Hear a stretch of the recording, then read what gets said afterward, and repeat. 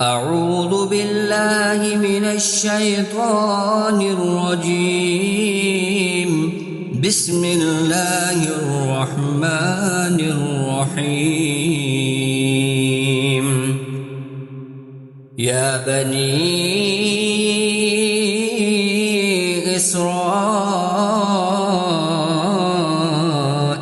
اذكروا نعمتي التي أنعمت عليكم وأوفوا بعهدي أوف بعهدكم وإياي فارهبون. وآمنوا بما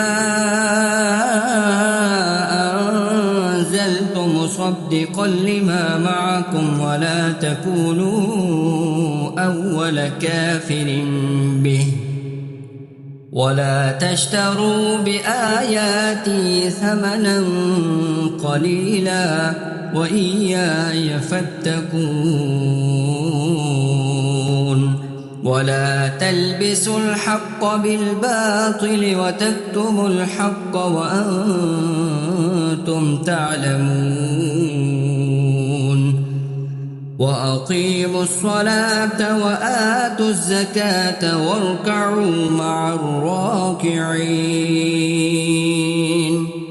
أتأمرون الناس بالبر وتنسون أنفسكم وأنتم تتلون الكتاب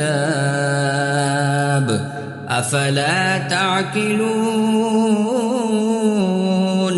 واستعينوا بالصبر والصلاة وإنها لكبيرة إلا على الخاشعين الذين يظنون أنهم ملاقو ربهم وأنهم إليه راجعون.